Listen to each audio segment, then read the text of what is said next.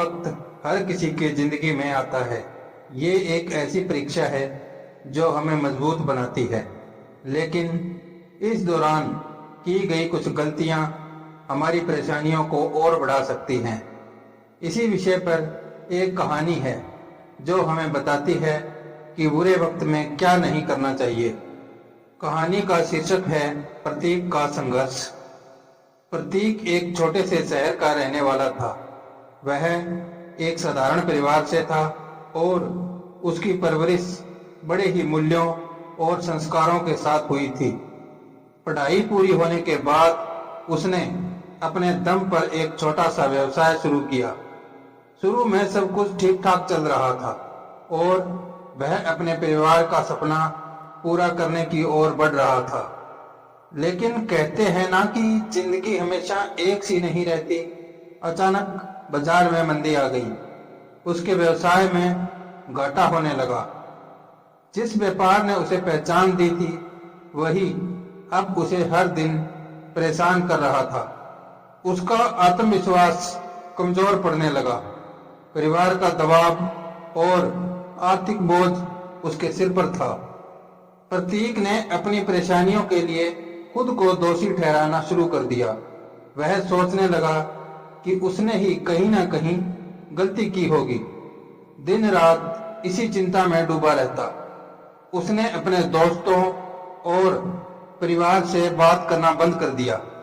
एक दिन उसका दोस्त भूपेश उससे मिलने आया। भूपेश ने उससे कहा, प्रतीक, तुम्हारे साथ जो हुआ वह तुम्हारी गलती नहीं है। बाजार के हालात तुम्हारे नियंत्रण में नहीं हैं, लेकिन अगर तुम खुद को दोषी ठहराते रहोगे तो तुम समाधान नहीं ढूंढ पाओगे। तुम्हें अपनी सोच बदलनी होगी। यह सुनकर प्रतीक को एहसास हुआ कि वह अपनी ऊर्जा गलत जगह खर्च कर रहा है।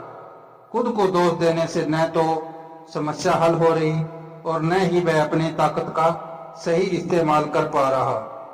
दूसरी गलती जो प्रतीक करने वाला था वह थी हार मान लेना। उसने सोचा कि शायद यह व्यवसाय उसके लिए नहीं है। वह इसे बंद करने की योजना बनाने लगा। लेकिन फिर उसकी माँ ने उससे कहा, बेटा, याद है जब तुमने बचपन में साइकिल चलाना सीखा था, कितनी बार गिरे थे, लेकिन फिर उठकर चलना सीखा। जिंदगी भी वैसी ही है। हार मानने से कभी जीत नहीं मिलती। तुम्हें नए तरीके ढूंढने होंगे। प्रतीक ने अपनी माँ की बात पर गौर किया। उसने हार मानने की बजाय अपनी रणनीति पर काम करना शुरू किया। वह बाजार के नए तरीकों को समझने लगा।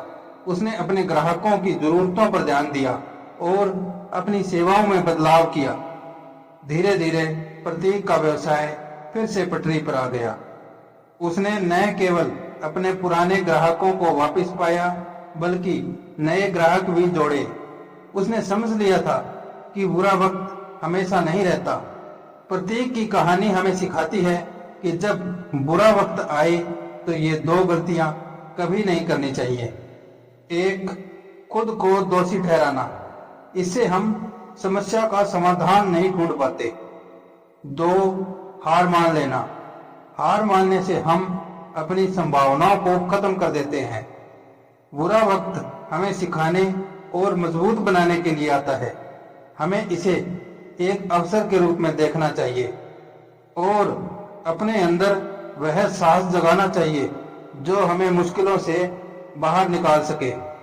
यह कहानी अपने मित्रों में साझा करें और उन्हें प्रतीक के संघर्ष की कहानी से रूबरू कराएं ताकि वे इस कहानी से प्रेरणा ले सकें।